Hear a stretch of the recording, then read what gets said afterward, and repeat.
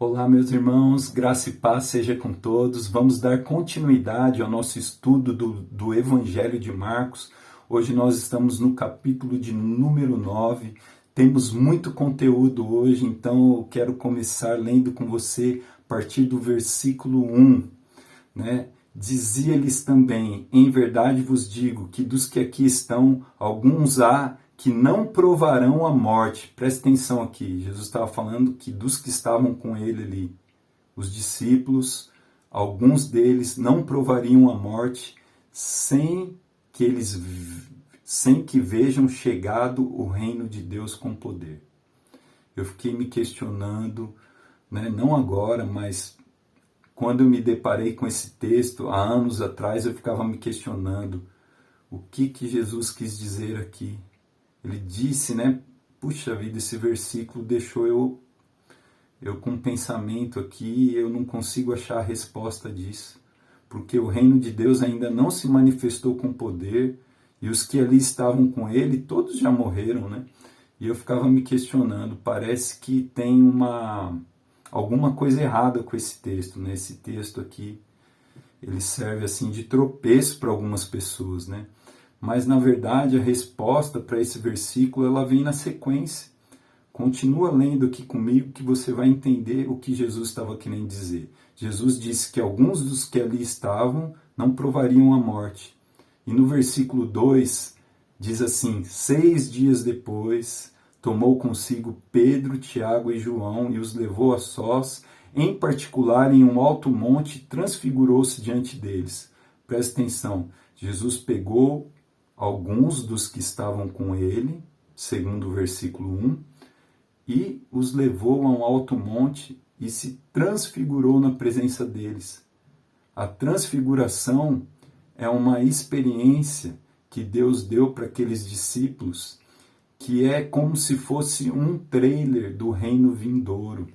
Jesus, ele se manifestou com glória ali, na presença, né, dos discípulos. Ele mostrou um trailer do que estava aguardando eles, da esperança futura, do reino de Deus. Eles viram Jesus transfigurado, eles viram Jesus em glória, eles viram ali Moisés e Elias também. Então eles viram aquilo que Jesus falou no versículo 1. Alguns deles não morrerão sem ver antes o reino de Deus em glória. Então eles viram o reino de Deus em glória e aquilo foi uma experiência para eles que marcou a vida deles, né? E fundamental, porque eles estavam, né, passando por um momento de dúvidas, estavam passando por um momento de crise. Eles pensavam que Jesus iria resolver o problema deles daquele momento. Eles não pensaram que Jesus ele veio para algo maior. Eles pensavam que Jesus tinha vindo somente para eles e ia resolver a crise deles naquele momento. Mas Jesus, ele tem um reino vindouro que vai alcançar todas as nações. E Jesus mostra isso para eles para começar a trazer entendimento, porque esses discípulos, eles, né, são os primeiros, eles são as colunas da igreja, eles são aqueles, né, que juntamente com Cristo, né, vão fundamentar toda a doutrina cristã. Então eles precisavam de ter essa experiência. Essa experiência, né, foi uma bênção para eles e é uma bênção para nós entendermos isso, que Jesus ele tem um reino vindouro, né? Nós temos que pensar que esse reino ele está ligado, né, ao propósito eterno de Deus. Deus, quando ele criou o homem à sua imagem e semelhança. E essa imagem e semelhança, ela foi perdida quando o homem quebrou a aliança com Deus. E essa imagem e semelhança, ela será plenamente restaurada somente quando Jesus voltar. Hoje nós que somos encontrados por Jesus, que temos uma aliança com Jesus, nascemos de novo, né? Mas a plenitude dessa restauração da imagem e semelhança, ela vai se dar quando Jesus voltar. A palavra diz que quando Jesus voltar, os que morreram serão ressuscitados e serão glorificados, e os que estiverem vivos serão transformados num piscar de olhos, nós seremos transformados à imagem de Jesus. Então, na consumação, nós teremos novos céus e nova terra. Nós seremos glorificados, poderemos ver Deus face a face. Ele será o nosso Deus e nós seremos o seu povo. Nessa experiência que eles tiveram, nós podemos fazer uma aplicação aqui. As experiências que nós temos com o Senhor, elas são uma grande bênção. Pedro, ele ficou ali, assombrado com aquela visão, e ele falou, que bom estarmos aqui. Ele queria até fazer uma cabana, não queria sair daqui. E nós somos assim, muitas vezes nós temos uma experiência com Deus e nós não queremos sair desse ambiente, mas as experiências, elas são um combustível para a nossa fé. A palavra diz que o justo viverá pela fé, não que o justo viverá por experiências. As experiências são combustível para a nossa fé. Teve uma experiência com Deus, guarda essa experiência no coração e volta para a vida real. Volta para andar pela fé. Amém? Em nome de Jesus. Vamos dar sequência aqui agora à história de um menino que estava endemoniado, possesso de um demônio. Os discípulos não conseguiram, expulsar esse demônio, chamaram Jesus, e Jesus, ele falou assim, o que Jesus falou? Versículo 19, ó geração incrédula, até quando estarei convosco? Até quando vos sofrerei? Trazei-no. Aí trouxeram o menino para ele expulsou o demônio, Mas antes de expulsar o demônio, ele conversou ali com o pai do menino e perguntou quanto tempo que isso estava sucedendo. O homem falou que desde muito tempo, desde a sua infância. E ele falou assim, se você pode fazer alguma coisa, nos ajuda. E Jesus disse, se tu podes, versículo 23, Jesus disse-lhe, se tu podes crer, Jesus disse, versículo 23, se tu podes crer, tudo é possível ao que crê. E olha o que o pai respondeu, clamando com lágrimas, disse-lhe, eu creio, Senhor, ajuda-me na minha incredulidade. Então nós vemos aqui algumas chaves, para esse texto aqui. Por que os discípulos não conseguiram expulsar aquele demônio? Porque eles não jejuaram? Porque nós vemos aqui no final aqui do relato que Jesus, ele fala assim, esta casta de demônios só sai com jejum e oração. Mas por que os discípulos não conseguiram expulsar o demônio? Se nós observarmos os outros milagres que Jesus fazia, Jesus ele sempre falava, a tua fé te curou, a tua fé te salvou, vai, porque a fé é algo chave, a fé é algo primordial. Jesus ele fala aqui, a incredulidade, Jesus fala, ô geração incrédula, a incredulidade ela é um impedimento para o agir de Deus. Nós vemos que Jesus ele curou, e ele libertou esse menino porque o pai falou assim, tem misericórdia de mim, O pai falou, ajuda-me na minha incredulidade. Aquele pai, provavelmente, ele estava incrédulo, mas ele se humilhou, reconheceu a sua incredulidade, pediu para Jesus ajudar ele a ter fé. O que cura, o que liberta pessoas de demônios é a nossa fé.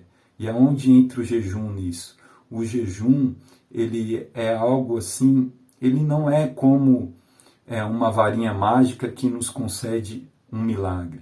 O jejum não é o que toca o coração de Deus. O jejum é algo que nos deixa quebrantados. E quando nós estamos quebrantados, nós nos aproximamos mais do Senhor, com humildade, com busca, e a nossa fé é ativada. Então o jejum é um meio de nós ampliarmos a nossa fé e começarmos a andar pela fé. Porque ele fala aqui, no versículo 23, tudo é possível ao que crê. Ele não fala tudo é possível ao que jejua e ora. Oração e jejum é uma maneira de nós estarmos em comunhão com Deus e ativarmos a nossa fé. Amém? Vamos dar sequência aqui. No versículo 30 ao 32, Jesus ele fala sobre a necessidade do Filho do Homem, do Messias, no caso dele, sofrer morrer e ressuscitar, e diz aqui que os discípulos não entendiam.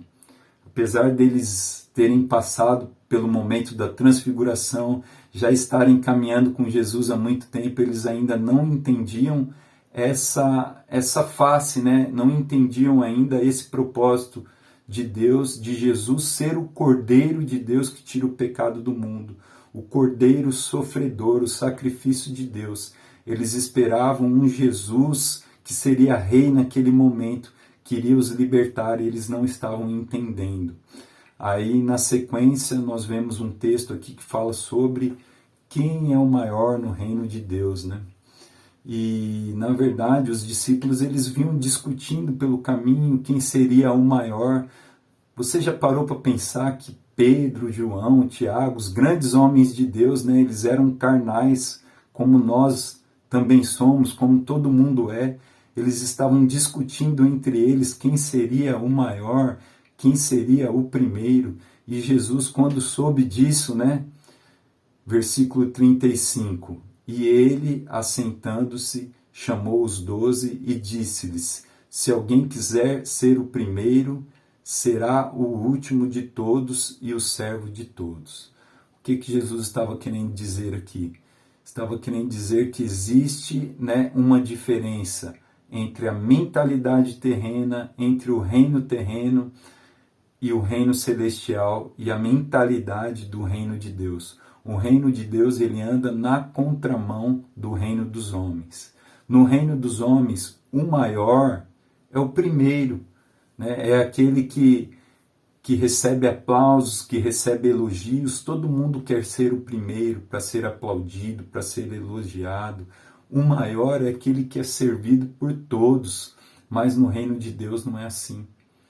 No reino de Deus, Jesus disse assim: se você quer ser o maior, você vai ser o último.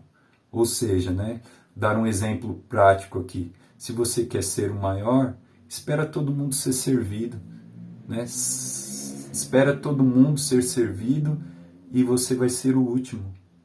Se você quer ser o maior, sirva a todos. O maior no reino dos homens é aquele que é servido por todos, né? Quem não quer ser servido?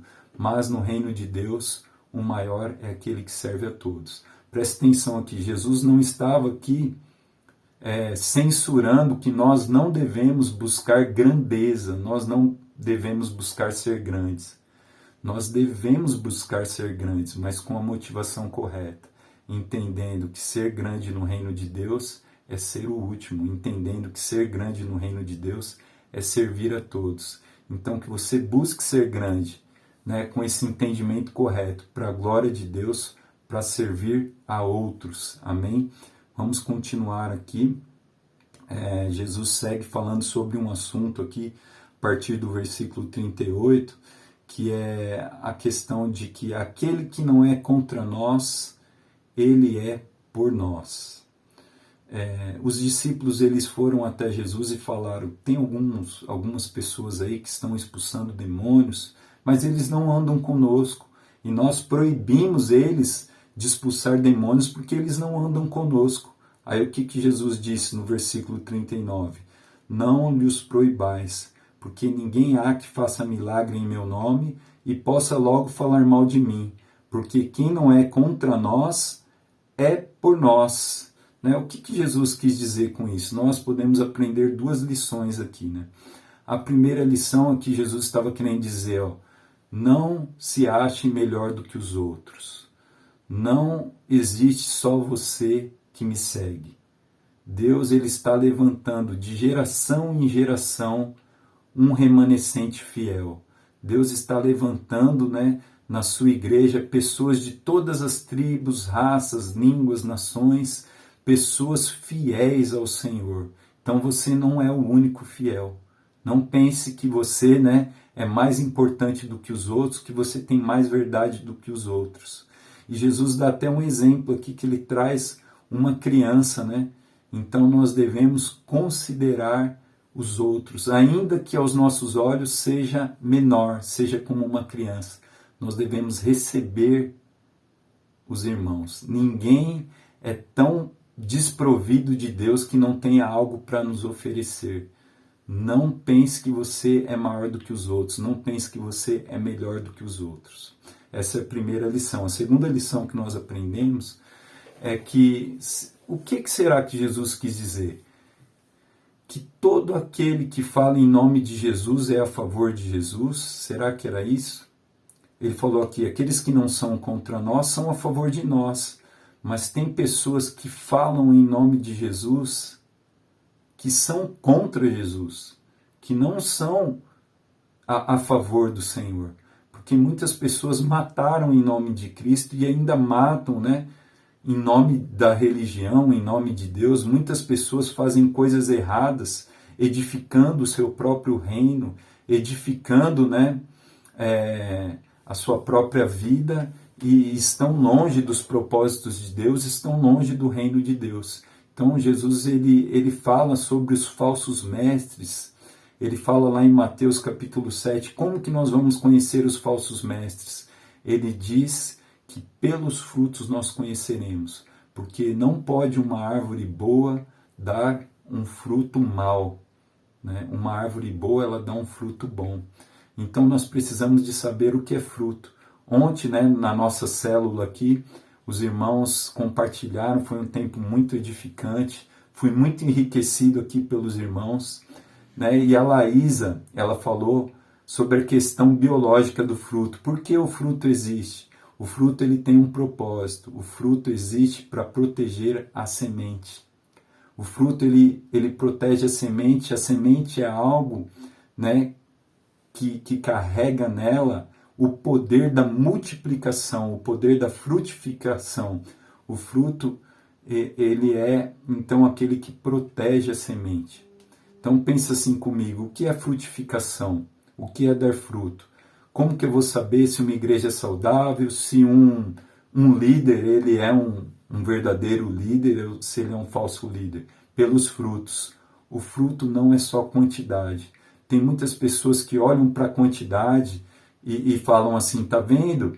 Nós temos muitas pessoas nos seguindo aqui, então isso é um sinal de que Deus está conosco, né? A quantidade não é o único parâmetro para se avaliar fruto. Quantidade sem qualidade não é o que Deus espera.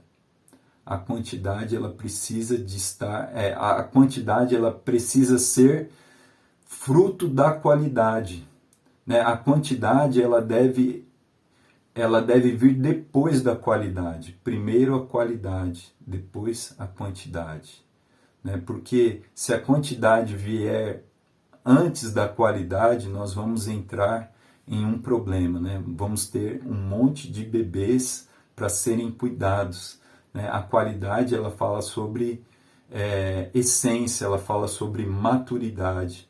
Então, né, o fruto, nós devemos olhar primeiro para esse aspecto, qualidade, depois quantidade, né? Vamos deixar a quantidade por último. O fruto nós devemos analisar assim, primeiro qualidade, depois permanência. Se nós permanecermos, né, eu acho, vou inverter aqui, meus irmãos, me perdoe aqui que eu estou desenvolvendo o raciocínio agora com vocês aqui. Nós devemos olhar primeiro para a questão de permanecer. Jesus, ele fala lá em João 15, ele fala assim, ó, não fosse vós que me escolhesse, mas eu vos escolhi e vos designei para que vades e deis frutos e o vosso fruto permaneça. O fruto que permanece, ele recebe qualidade.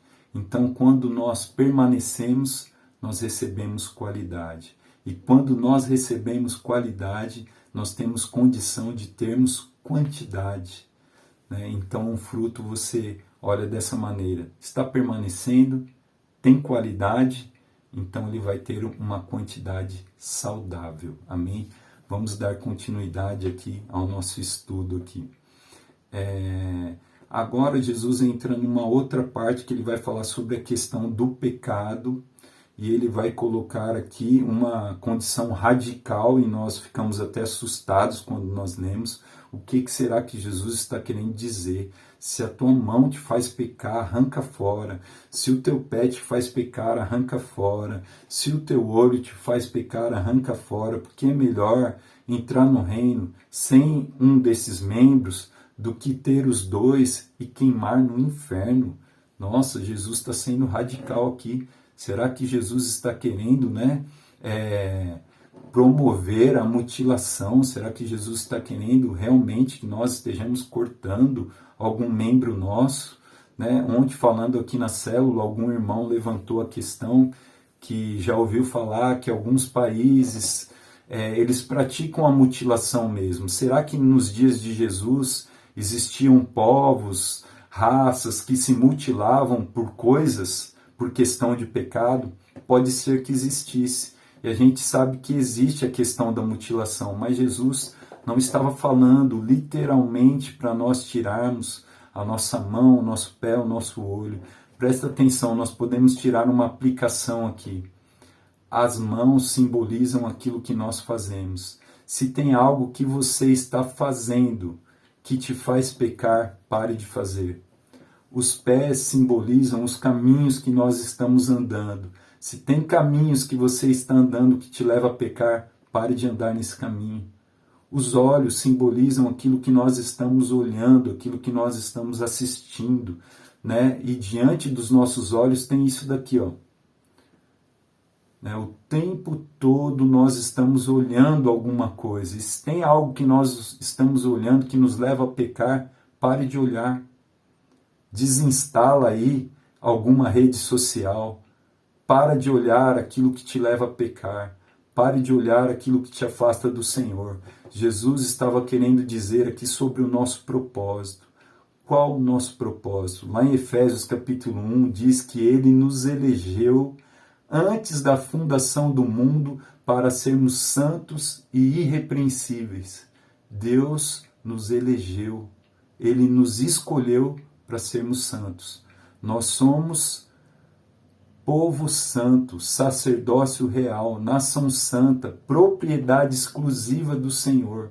Então, se tem algo que tem nos levado a pecar, que nós estejamos separados disso, que nós estejamos consagrados e dedicados ao Senhor, porque para isso Ele nos elegeu. O propósito de Deus é sermos o seu povo particular, nós sermos separados dos costumes, daquilo que as mãos fazem pecar, daquilo que os caminhos nos levam a pecar, daquilo que os olhos nos levam a pecar. Nós somos separados dessa vida, deste mundo, para vivermos uma vida consagrada, santa e dedicada a Deus. Vamos dar sequência aqui.